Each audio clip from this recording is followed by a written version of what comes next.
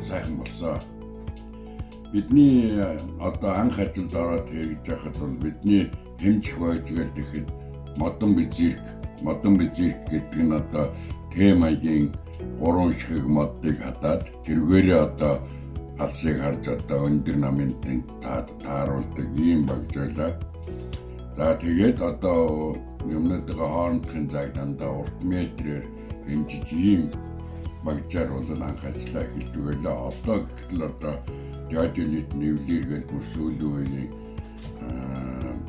маш сайхан багжнууд болсон. Одоо ямар ч алсын зайд дурамтлага юм хийгээд одоо GPS-д нэргээд ингээд хэрэгж байгаа багжнууд маань хүртэл маш боловсронгуй болсон. За бид гүүрийн толгуурыг одоо анх хийж байхад 4-6 метрийн өндөртөө хотлон суур хийгээд түүнийг дотор одоо усын ноцоосоо саруулаад дотор нь одоо усууд орж хурцээр твшин чороог нь хийж каранаар твштэй чороогоо гаргаж асгаж хотлыг 4-6 метр мөн суулгаж ингэдэг байлаа. Гэтэл одоо бол өөр болсон. Суурийг одоо хэдэн метрийн гүнд ч хамаагүй өрөмдөж суулгадаг боллоо. За хэрвээ худдаг суулгаад худгийн суур хийхээр болох бол одоо уртцунтай экскаватораар одоо маш цэвэрхэн одоо суулгадаг ийм технологи боллоо. Болсон байна. За манай гол мөрнүүдийн онцлог нь бол усны урсгал ширүүнтэй. Ус нь ихсэж багасах одоо их харьцангуй хэлбэлзэлтэй. За тэгээд одоо гүүрийн ажлыг хийхэд дээр нь одоо тийм одоо гүүрийн хөвдөг техник юмнуудыг хэрэглэх боломжгүй байдаг. Ийм учраас одоо бид бол усыг одоо харагдаж найзааш нь одоо урсгалын өөрчлөх маягаар ингэж гүүрийнхээ ажлыг хийдэг. За Монголын чухал хөгжих салбаруудын нэг бол яхахгүй авцамын салбар байлаа. За би 54 жил гүүрийн байгууллагт ажиллахдаа одоо баалчныгээд жишүү тулаас эригэл подкастны хатмал онцон гээд модон гүүрүүд дээр ажиллаж байлаа. За үүнээс одоо жишээ авах юм бол хатмал гүүр нь одоо Завхан аймгийн Тосон Цэнгэл сумын байгаа. За эригэл жишүү тулаастай гүүр нь бол энэ горхийн одоо модон гүүргээд байгаа дэрэлж явдаг зам дээр байгаа. Энэ бол одоо жишээ тулаас эригэл подкастны гэж модон гүүр бол тэр байна. Энийг одоо бид нэр барьж байхдаа бол бүх материал бүх юмаа бол гараараа боловсруулаад тэгээд одоо өндөр тэр үед кран байсангүй бид нэр одоо 9 м 28 см диаметртэй 9 метрийн урттай модон эрийг данурны бойлонгуудыг одоо мөрлөөл гаргадаг одоо ийм байлаа. За тэгээд одоо бетонын гүүрүүд дээр ажилласан нөхцөл 6-аас 63 метрийн урттай хайрцагын данурнуудтай бетонын гүүрүүд. За гүүрийн суурьуд нь одоо шон суурьтай, хөрөмдмөнд котлован суурьтай, огсормол суурьтай ийм бетонын гүүрүүд дээр ажиллаа. За тэгээд түүний хажуугаар одоо нөхөн гарц төмөр замын гүүрүүд дээр бас ажилласан. Манай авцамын салбар нь одоо дэлхийн авцамын салбарын хөгжлөөс нэг хоцрохгүйгээр одоо дэлхийн одоо авцамын юунд дээр хэрэгжилж байгаа одоо багаж техник, тоног төхөөрөмж, сүүлийн үеийн техник технологи бол ажилдаа байна. Замын салбар бол маш өндөр бүтээнчтэй хүчин чадалтай ийм салбар болж өгцөө. За ингээд та бүдийг автозамын салбарт одоо автозамын салбарын мэргэжлийг сонгон хэрэгжүүлж сонгон ажилласаа гэж хүсэж байна. Ингээд автозамын салбарт одоо цаашдаа бол маш их ажилтай байгаа. Одоо улс орноо хөгжүүлэхийн тулд одоо метро гэхэд одоо мөн автозамын салбар, төмөр замын салбарууд, төмөр замын ажлыг бас нэг хийх байгаа. За одоо хурдны замууд юунуудаар давхар бүрэн замууд бол одоо ихээр хийгдэх юм байгаа учраас автозамын салбар бол хязгаарч хоцрогдохгүйгээр мэргэжил үлээ. Ингээд та бүдийг автозамын одоо инженерийн мэргэжлийг сонгон ажилласаа гэж хүсэж байна. За анхаарал тавьсанд баярлалаа.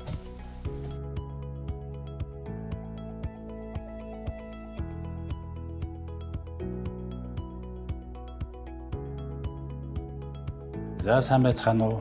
Автозамын зөвлөх инженер Доржгүйгийн Ихбатар байна.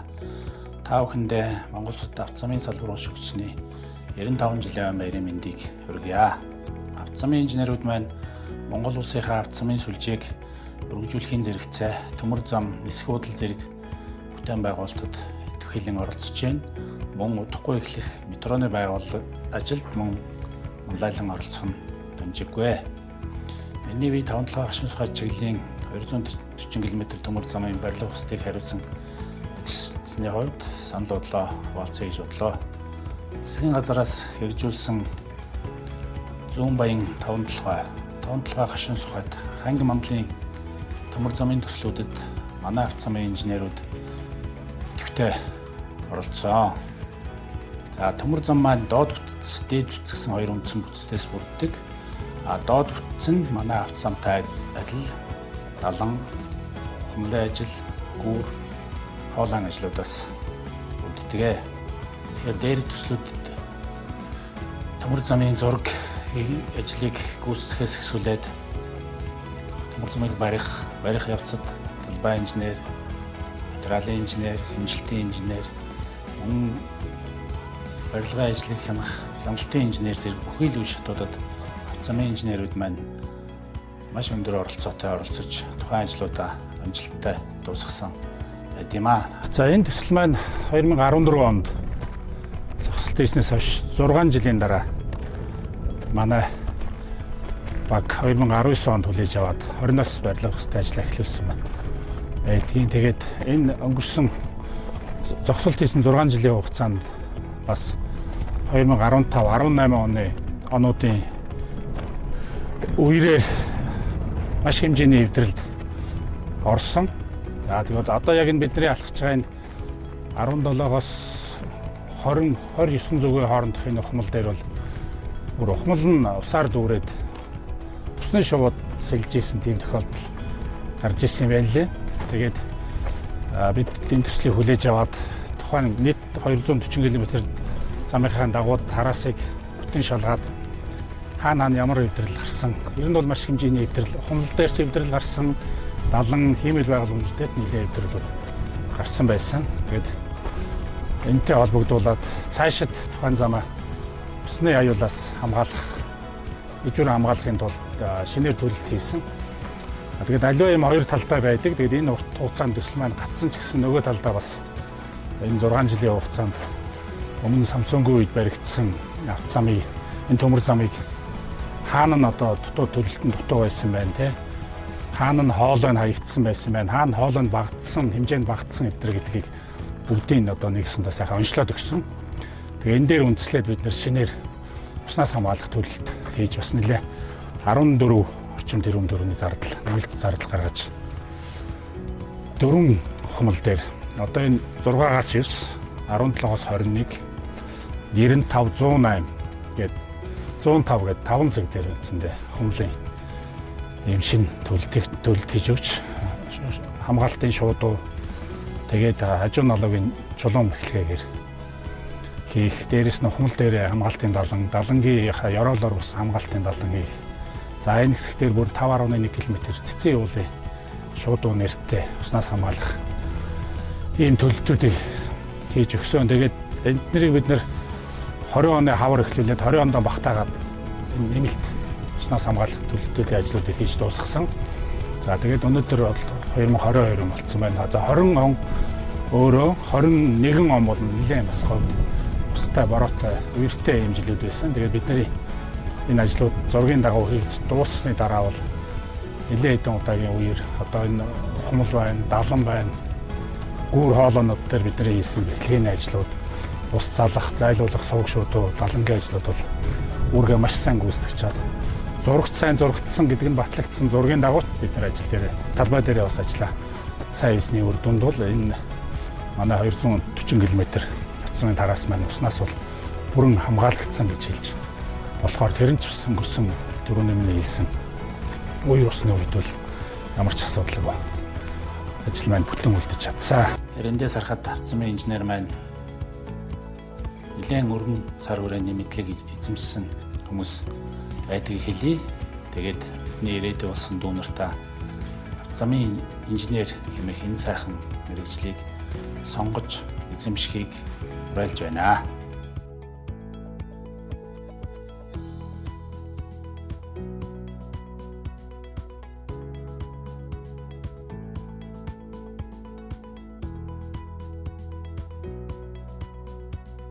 За юуны өмнө эх жил Юнкийн улсралтын цонцруулаад өгсөж байгаа 10 жилийн хадуу нэрт болон оюутнуудаа энэ өдрийн мэндийг хүргэе. За миний би анх авцмын салбарт 1985 онд сургуулийн 10 жилийн сургуулийн сурагч байсан. Тухайн үед манай аав маань авцмын салбарт ажилладаг хүн байсан. Тэгээд цууныхаа амралтаар аавыгаа дагаад одоогийнхоор хуучнаар материал өвтлөлийн өдөр гэж байсан. Тэнд замчнаар анхаарч ирсэн. Түүнээс хойш өдөө сургуулиуд өсөөд мэргэжлийн эзэмшээд өнөөдрийг хүртэл авцмын салбарт тасалгүй ажиллаж байна. За би авцмын салбарт ер нь бол замчин, апгрейдчин, мастер, даамал, инженер, гүйцэтгэх захирал, одоо юугийн захирал гэдэг албан тушаалыг ашиглаж явж байна. Ер нь бол энэ хугацаанд авцмын салбарт болон төмөрт сан, аяр дрон, эсхийн чиглэлээр маш сайхан том бүтээн байгуулалтуудыг Азийн хөгжлийн банк, Дэлхийн банк, JAG-ийн төслүүдээр гадны олон орны туршлагатай сайхан эксперт мэргэжлэгчдтэй суух хамтарч бүтээн байгуулалт хийсэн. Үүний нэг жишээ нь анхны миний гадны төслүүдэд ажиллаж байсан жишээ бол 1995-аас 96 онд хэрэгжсэн Японы төслийн жаар хэрэгжсэн Төв аймгийн Баяндава Эрдэнэсын хоорондох 13.3 км хатцсан байгаа.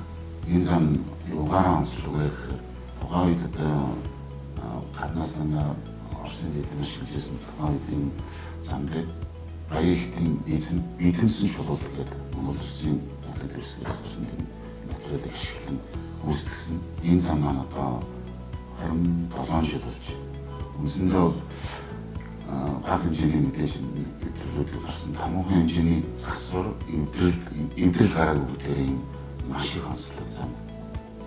Сүүлд би одоо 24 жилийн дараа нэг очиж гадны мэргэжлүүд Япончуудтай солонгосуудтай үзэхэд маш сайхан мэдээж үзсэн засвар гараагүй зам гэдгээр энэгээр би гарахтай энэ өөрөө миний гадны анхны төсөл ажилласан анхны төсөл байна. За хоёрд нь болохоор яг 2018 онд үүсгэсэн оюутлын хөрөнгө оруулалтаар хэрэгжсэн Хамбургийн 30 орны хамт мэдээ зам байна. Энэ бол маш сайн бүтээн байгуулалт болсон байна. Тухайн үед оны шилдэг бүтээн байгуулалтын нэг тооцогдсон. Их мэдчлэн байна. Түүнээс гадна миний олж ирсэн төслүүд болохоор төмөр замын төсөл байна. Одоо энэ тавлан агшин сухад, тавлан жаар, зүүн баян ханг чиглэлийн төмөр замын төслүүд дээр гаргаж явуулж ирсэн. Мөн нисхийн аэродромын чиглэлийн бас бүтээн байгуулалт байгаа. Ер нь бол анх замчнаар одоо 87 онд одоо энэ буян тухай сонгосны бодол дээр өргөдөлтийн ажил дээр замчин тушаалтай ажиллаж байсан. 2000 сүүлд 2009 онд Өмнөгой аймгийн Цогц зүйн сумдах 5 оны сонгосны C3 ангиллын зурс нисэх бодлоо. Тэрийг бол бүрэн цогцоор нь өөрөө өдөртөн зохион байгуулад ажилласан. Энэ маань бас тухайн жилээ баруун жилдээ Монгол Улсын шилдэг бүтээн байгуулалтын нэгээр 10 бүтээн байгуулалтын нэгээр шалгаж байсан. За сүүлд нь одоо та бүдний мэдж байгаа Улаанбаатар шинэ сонгосны бодол гэдэг. Энэ дээр манай компанийн хүмүүсийг инженер техникийн ажилтнуудыг удирдах зурвасын болон зурвасын эргэн тойронд байгаа бүх асфальт бетон хурцлтыг хийж гүйцэтгэх гэсэн. Энэ бол бас л шилдэг бүтээн байгуулалт тухайн үедээ шилдэг бүтээн байгуулалт байсан. Энэ төслүүд дээр одоо Япон, Солонгос, Австрали, Америк болон Монголынхаа мэргэжлийн хэлбэртэй ажилласан. Энэ бол маш надад болон манай хамт болон маш их туршлага хөрвүүлсэн, төсөл болсон. Энэ төсөл маань одоо юу гэдэг бид нар Осын өрөөлөд сууж хуралдаад тэрийг талбай дээр албан нь юу вэ? Эднийсийн хийцэж байгаа асуудал юу вэ? Тэрийг талбай дээр очиж дандаа харьцуулж үздэг гэсэн. Ер нь бол миний өөрийн ярилцлагын зарчим бол бүх асуултын хариулт талбай дээр гэдэг дээр энэ төсөлөөр тэрийг харуулсан тийм төсөл болсон. Маш сайн төсөл болсон. Тэгэхээр одоо үеийн замшил маань харах шиг зам болон бусад оддын бүтцийн салбарт инженерийн оролцоо гэдэг нь маш чухал байдаг. Ер нь бол инженер хүний ганц баримтлах ёс зүйл болохоор технологийн салбар гэдэг юм байна. Инженерийн ёс зүйл нэг юм байна. Энэ ёс зүйл технологийн салбарыг мөрдөж ажилласнаар бид нар чанартай зам хэрэглэгчтэй өгөх хамгийн том зүйл юм. Энэ бол өөр жижиг сажиг мэдээж бусад олон төрлийн хүчин зүйлүүд маш их байгаа зам инженер хүн. Улс орны хөгжлийн талбарын гол нэг хүчин дэд салбар, дэд бүтцийн салбар байдаг. Энэ дэд бүтцийн салбарын хөлөөх хүчин инженер хүн байдаг. Тийм учраас цаасан дээр буулгаж зурсан зургийг амьдрал дээр бодит олгох чадвар нь инженер хүнд байдаг. Тийм учраас улс орныхон авч замын салбарыг хөгжүүлэхийн тулд оюутан сурагч дүүнараа үе үеийн авч замчин инженер техникийн ажилтан замчтай эдгэртэй нийлэн мөр зэрэгцсэн Монгол улсынхаа салбарыг хөгжүүлэн гэдэгт дүүнэртэй итгэж байна. Авч замын салбарт тавтай мөрөлнөө гэж.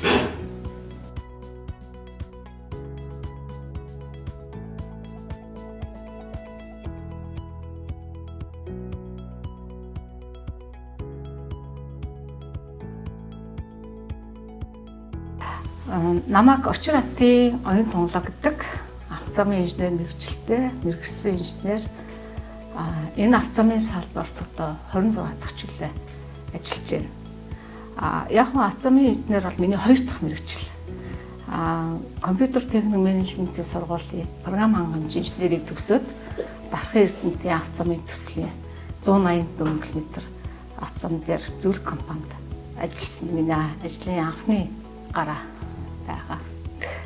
Өнөөдрийг болтол нийтдээ 1320 км авто замын техник эдийн засгийн үндэслэл ажлын зураг төсөл боловсруулах авто зам барих төслүүд дээр гар бие олдсон байна л да. Тухайлбал 900 км авто замын техник эдийн засгийн үндэслэл инженерийн зураг төсөл дээр автокад инженерээр ажилласан байна. Тэгэхээр тэр зөв боловсруулах үе шатанд одоо хамгийн анхны авто замын чиг тавигддгаар онцлогтой. Тэгээд дараагийн шатнд зураг төслөөр болохоор инженерийн найрчсан тооцоо тэгээд төсөө ингээд гардаг ийм онцлогтой юм шат байгаа. За тэгээд энэ төслийн хүрээнд Manchester техник эдийн засгийн үндэслэлээр операторчин автокад инженерээр чойр саншан замын үдийн чиглэлийн наривчсан зураг төсөл мөн техник эдийн засгийн үндэслэл хоёулын дээр л кад инженерээр ажилласан байна. За авцсан барилгын тухайд бол 450 км замын барилга өсөлт их засвар барихад гарын хүрсэн мөн техник технологийн зөвлөх үйлчлэг үзүүлэхэд оролцсон байна. Хамгийн сүүлд одоо Азийн хөгжлийн банкны санхүүжилт хэрэгжсэн хүйтний хөндөй 10 хэр чиглэлийн 57.6 км авцааны техник технологийн хяналтыг ахалж ажиллаад улсын хөрөст өрсөн байна л да. Гэхдээ би энэ төсөлтөөр бүр өөрөө хүсэлтээрээ ICT Сайн консалтинг компани зөвлөх багт орж ажилласан. Энэ бол яагаад учиртай юм гэхээр манай аав ерөнхий инженер байхад баруун чиглэлийн зам барилгын трест ерөнхий инженер байхдаа энэ Эрдэнэсантаас 10 хэр чиглэлийн авцамыг ингээд барьж явуулсан. Одоо тэгээд энийг би шинжлэхийг нэг хэсгийг ч гэсэн шинжлэхийг хүссэн учраас би энэ зам дээр ажилласан байдаг. Манай аав Содын Орчрот гэж Монгол Улсын зөвлөх инженер шинжлэх ухааны доктор хүн байдаг. Миний одоо бага насны ой дурсамж бол энэ замын салбартай салшгүй холбоотой. Тухайн үед бол инженер хүн маш ховор. Тэгээ хаан товлогдож ажиллан гэр бүлээрээ явж ажилладаг байсан. Тэгэхээр энэ хүрээлэл бол надад бол маш их нөлөөтэй. Тэгээд хоёр дахь мэргэжлээр сонгоод одоо тууштай энэ замын салбарт ажиллахын нөлөөсөн болов гэж бодож байна. Тэгэхээр замын салбарт ажиллах гэдэг бол маш их сайхан буянтай ажил. Энэ замын онцлог бол одоо 100 жилд бол устдаж алгад болдгоо. Инженерийн байгууламж гэхээр онцлогтой. Одоо бусад барилга байгууламжийг шиг одоо нураагаа шинээр байна гэхгүй анхны тарасын чиг тавилаа тэрийг өөрчлөн шинжилэлтэй байлгах гэсэн ш зам бол устна гэсэн юм байхгүй. Мэдээж маш их бэрхшээлтэй байдаг. Тухайлбал халуун хөдөлгөөний нөхцөлд ажиллаж байна. Гэр бүлээр урт хугацаанаар томилдоор явна гэх мэтлэн. Гэхдээ альва бэрхшээл гэж байдаг тийм ээ. Тэрний бэрхшээлийг даван тулаад эргээд харахад бидний ажил тод мөртэй байдаг тийм ээ. Нэгд. За хоёрдугаар бизнесийн их үр ашигтай. Ашиглалтанд оронгууд хэв байсан авцан дагаад хөгжил ирдэг. Мөн зорчигчд бол эдийн засгийн хэмнэлт байгаа. Цаг хугацааны болоод шатхуун зарцуулалтын эдийн засгийн их үр нөлөөтэй. Хоёрдугаар хойч үедээ ингээд үеийн үед үлдэж байгаадаа их сэтгэл хангалуун байдаг. Тийм байна. Энэ авцамын салбарт бол карьерийн үед авцамын инженер мэргэжсэн карьерийн үед бол маш их өсөлт дэвшлиг авчирсан. Операторчнаар нарийн бичиг хийж байгаа. Одоо ингээд ахлах инженер тэгээд компаниг удирдаад ингээд маш их карьерийн үед өсөлтийг авчирсан. Хоёрдугаар өнөө болтол манай надад зөвлөөд ингээд ажиллаж байгаад би маш их баяртай байгаа. Битээрийн хамтын бүтээл одоо авцам барих гэдэг арга зүй гэдэг одоо энэ номыг аавын удирдлагаанд хамтраад ингээд гаргаад олон залуу инженерүүдэд хүртэл болгосон байгаа. Сүүлийн үед бол би өөрийн гэсэн зөвлөх компани Pivotal Infra MGL гэдэг компаниг байгуулад үйл ажиллагаа эхлүүлээд явж байна. Энэ болохоор авцсан барилгын зөвлөх үйлчлэгээ үзүүлэн техник эдийн засгийн үндэслэл боловсруулах боломжтой. Өөрөөр хэлбэл тарасын анхны чиглэл тавьгаа гэх онцлогтой. Тэгээд тэн дээр үзлээд инженерийн наривчсан зураг төсөл төлөвлөлт хийв. За энэ чиглэлээр мөн зам барилгын ажлын үед болохоор техник технологи чанарын хяналт тавьдаг. Энэ дээр зөвхөн зам барилгоо энэ дээр бас чанарын хяналт тавьдаг шүү. Гэдэг бас бусдад ойлгуулах зүйтэй. Энэ гурван чиглэлээр үйл ажиллагаа явуулах бүрэн боломжтой байдаг. За зөвлөх үйлчлэгийн дээр манай инженер бас мэргэшиж болдог. Авцааны инженер төгссөнийхаа дараа ажлын талбар дээр гүүрийн инженер, материалын инженер, хэмжилтийн инженер гэх мэтлэн ингээд нарийн мэргэшээ, тэргээрээ мэргэжлийн зэрэг аваад явах, зөвлөх хүртэл явах бүрэн боломжтой юм. Мэдээлэл технологийн хөгжил бол маш хурдтай хөгжиж байна. За үүнийг дагаад бол манай авцааны салбарын төлөвлөлт өдр мөн л дагаад тодорхой хэмжээнд сайжраад хөгжиж явж байгаа. Яг өнөөдрийн байдлаар бол бүх одоо төлөвлөлтийн зураг төсөл төлөвлөлт бол бүгд автоматчсан. Тооцоол мөн автоматсан байна. Талбай дээр хайгуулыг бол дроноор хийгдэж байна. За ирээдүйд одоо бид нар ямар асуудлыг шийдэх ёстой вэ гэхээр одоо цахим замын төлөвлөлтийг хийх зайлшгүй шаардлага. Эхний алхмууд бол хийгдэж явж байна. Тэр маань одоо юу гэж юм гэхээр одоо цахилгаанаар явдаг машин зориулсан төлөвлөлтийг сайжруулах ийм асуудал шийдэгдэ. Автозамын инженер бол маш сайхан мэргэжлээдэг. Би баг байхдаа инженер охин гэдэг нэртэй өөрийн гэсэн нэр байхгүй ингээд бахархаж хэлдэг байл өөрийгөө танилцуулдаг байлаа. Шинэ газраар явах, шинэ газрыг үзэх бүрэн боломжийг олгодог. Яг л түрүүн тарасын чигт тавьдаг төлөвлөлтийн зураг төслийг хийхэд хөдөө орон нутгийн явах шаардлага. Мөн олон янзын хүмүүстэй танилцаж хамтарч ажиллах бүрэн боломжийг олгох юм аа. Тиймээс мэргэжлээс сонгож байгаа залуучуудаа хандаж хэлэхэд автозамын мэргэжлийг сонгорой гэж уриалж байна.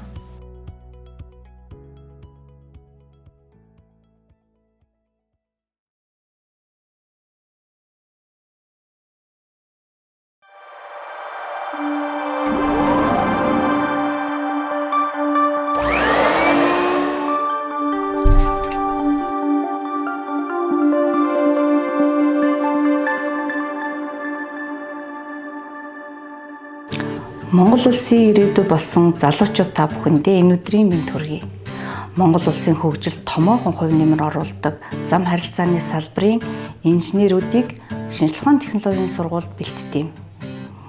1990 онд автозамын мэргэжлэр эсэлт авч эхэлсэн нь дотооддоо автозамын инженер бэлтгэх эхлэл болсон юм а. Өдгөө 30 гаруй жил шинжилгээ ухааны технологийн сургуульд автозамын мэргэжлэр инженерүүдийг бэлтгэн гаргаж байна. Бүгдээр нь өдрийн мэнд намайг Октябрийн онон гэдэг би шинжилгээ ухааны технологийн сургуулийн 2017 оны автозамын барилгын инженерийн төгсөгч байна. Тэгээд одоогоор би Германы нийслэл хот Берлин хотод Dodge Group GRE гэдэг олон улсын зөвлөх компанид зурагт хотын зам, трамвай замын зурагчлалын төсөл хариуцсан инженерээр ажиллаж байгаа. Тэгээд миний хувьд гэвэл би шүтээсийг төгсөөд одоо инженерээр олон улсад ажиллах боломжтой болсон. Яг тэгвэл манай шүтээс маань олон улсад магадлалыг тэмдэглэгдсэн учраас бид хүн одоо олон улсад гараад мэргэжлэр ажиллах бүрэн боломжтой байдаг. Тийм болохоор та бүхэнд бүгдээр нь амжилт хүсье. Автозамын инженерчлэл мэргэжлээр суралцсанаар та бүхэн бүх ангиллын автозам, гудамж замын зураг төсөл боловсруулах, замын материал бүтээцийг бэлтгэн үйлдвэрлэх, гудамж замын бүтээн байгуулалтыг гардан явуулах, удирдан зохион байгуулах, туршилт, судалгаа хийх, нэг болон олон түвшний уулзур зангилааг төлөвлөх, улсын мөн хот суурин газрын автозамын сүлжээг төлөвлөх, улмаар автозамын ашиглалт, засвар шинжилтийн ажлыг төлөвлөн гүйцэтгэх, замын хөдөлгөөний аюулгүй байдлыг хангах хувилбар шийдэл боловсруулах мэдлэг чадварыг эзэмших болно. Автозам гүүрийн профессор Эрдэмтэн багш нар шинэ материал технологи хийс бүтээцийг нэвтрүүлэх, эрдэм шинжилгээ судалгааны ажлыг хөгжүүлэх, үрийн гамшигын эрсдлийг бууруулах, байгаль орчин дээлтэй зам гүүрийн барилга байгууламжийн чиглэлээр олон улсын ихтэй сургуулиудын эрдэмтэн судлаач багш нартай хамтран ажиллаж төсөл судалгааны ажлыг хэрэгжүүлж байна. За тэдгээрээс дурдах юм бол автозамын хүчлэлтийн материал хийсийг сайжруулах, гүүрийн бүтээцэд үзлэг онцлогоо, насжилт, бүтээцийн насжилтыг тодорхойлох, хүчтэйг чиглэлүүдээр бол судалгааны ажлуудыг амжилттай хэрэгжүүлж байна. За гүүрийн инженерчил мэргэжлэр суралцсанаар та бүхэн бүх төрлийн гүүр, түнэлийн байгууламжийн зураг төсөл боловсруулах, өндөр бат вихтэй бетон, төмөр бетон бүтээцийг бэлтгэн үйлдвэрлэх, олон түвшний уулзур зангилаан дах гүүрэн болон нөхөн гармын зураг төсөл боловсруулах, тухайн төслийг удирдан явуулах, гүүр, түнэлийн байгууламжийн ашиглалт, арчлалт, шинжилэлт, засварын ажлыг төлөвлөн гүйцэтгэх мэдлэг чадварыг эзэмших болно. 2018 оноос хойш автозамын зураг төслийн Endor software програмын албан ёсны эрхтэйгээр сургалтын үйл ажиллагаа явуулж эхэлсэн бөгөөд Төгсөгчд нь Indoor CAD програм ашиглан автозам, замын байгууламжийн зураг төсөл боловсруулах, Indoor Pavement програм ашиглан автозамын уян ба хөшүүн хүчлэлтийн тооцоо хийж гүйцэтгэх чадвартай мэрэгжилтэн болж бэлтгэдгээрээ давуу талтай. Сургуулийн зүгээс автозамын салбарын төрийн бус байгууллагуудтай хамтран ажиллаж, жил бүр ажил олгогч төгсөгчдийн өдөрлөг зохион байгуулж ирсэн. Шинэхэн төгсөгч залуустаа ирээдүйн ажлын байраа сонгох, салбарын инженерүүдтэй танилцах, зөвлөгөө авах боломж олгохоос гадна автозам, гүүрийн инженерчлэлийн хөтөлбөрөөр шилдэг болон тусгай байрын диплом шалгаруулж урамшуулж байна.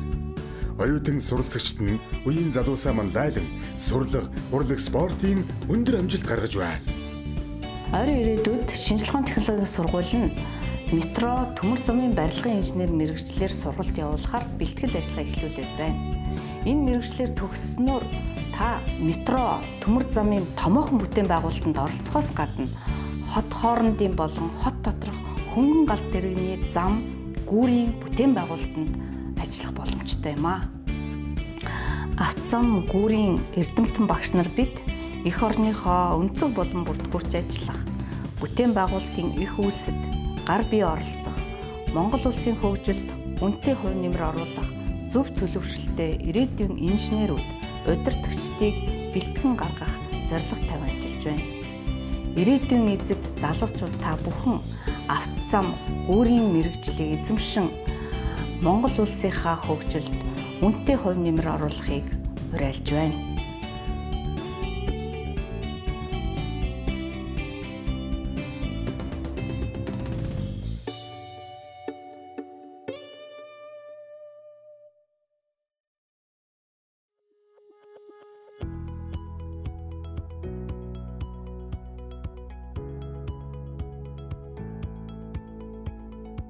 За сайн байцгаана бүгдээр энэ өдрийн мэндийг хүргье. Намайг Базар Эрдэнэ Булган цогт гэдэг одоо 35 настай автозамын мэргэжсэн инженер, мэргэжсэн төсөвчин зэрэгтэй тийм хүн байна. Тэгээ миний хувьд бол 2006 онд 9 дугаар ангид төгсөж тухайн үеийн томоохон компани болох Монрод гэдэг компанид асфальт бетоны туслах ажилтан гарагтай зуны хамралтай ажилд орж байлаа. Тэр үеэс хойш замын инженерүүдийг хараад энэ замын салбарт ажиллая гэдэг тийм шийдвэр гаргаад 10 дугаар ангид төгсөөд шинжилгээ ухааны технологийн сургуульд анхын замын ангийг аваад оюутан болж байлаа.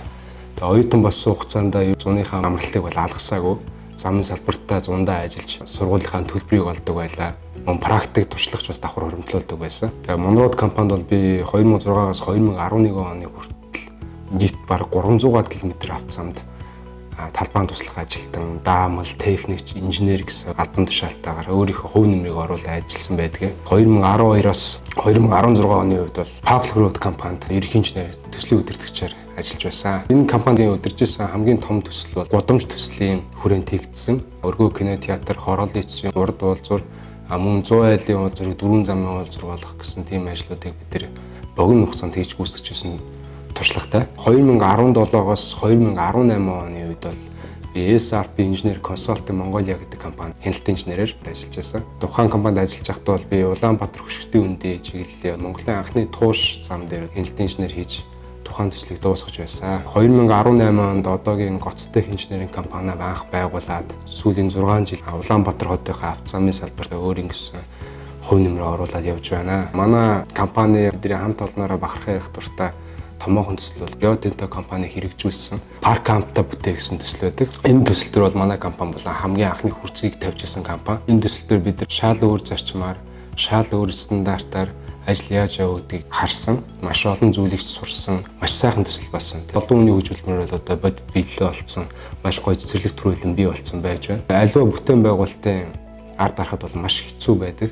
Маш их төвчээр шаарддаг. Гэсэн хэдий ч бүтээн байгуулалтынхаа эцсийн үр дүнг хараад эргээд харахад бол маш их гоё мэдрэмж төрдөг. Энэ нь бол надад маш сайхан бахархалтай байдаг. Тэр нь бол залуу үедээ одоо мэргэжлээ сонгож байгаа хүүхдүүдтэй захиж хэлэхэд бол одоо сүүлийн үед сошиал медиагаар контент бүтээгч болоорой гэдэг тиймэрхүү бас их яваад байна л да. Бүх хүмүүс ер нь контент бүтээгч болчих юм бол одоо энэ бүтээн байгуулалтын салбарт ямар хүмүүс ажиллах вэ те? Бүтээн байгуулалт байхгүй бол одоо энэ контент бүтээгч нар хаана очиж контент хийх вэ гэхийг бас нэг бодоод үзээрэй. Ер нь дэлхийн эдийн засгийн хамгийн гол хөрөнгө оруулалтууд бол бүтээн байгуулалтын салбарт явагддаг. Одоо манай автозамын салбар ч гэсэн дэлхийд дээр маш хурдцтай хөгжиж байна. Програм ангууж маш сайн хөгжиж байна. Техникүүд нь автоматжуулагдж байна. Ер нь бол маш хурдцтай хөгжиж байгаа учраас эдгээр бүх техник технологиг оруулж ирүүлэх залуу үе бидэрт бол маш их хэрэгтэй байгаа. Манай салбарт бол судлах, сайжруулах, автоматжуулах маш их олон ажил байна. Тийм болохоор одоо гадаад хэлний өндөр мэдлэгтэй өөрөө бие даан судлах чадвартай тийм залуу үеийн инженер техникийн ажилчид бол манай салбарт маш их хэрэгтэй байна. Та бүхэн бүтээн байгуулалтын салбарт мэргэжлээ сонгох эсвэл ялангуяа манай авто замын салбарт мэргэжлээ сонгож орж иж бидэртэй мөр зэрэгцээ салбарын хөгжилд төв нэмэр оруулаарай гэж хүсэж байна. Эцэст нь хэлэхэд бол одоо энэ салбарт ажиллаж байгаа нийт хүмүүстэй мөн хамтран ажилладаг бүх хүмүүстэй баярлалаа. Жил нэг тохиодог одоо энэ сайхан баярын өдрөө сайхан нөлөөлж өнгөрүүлээрэй гэж хүсье. Баярлалаа.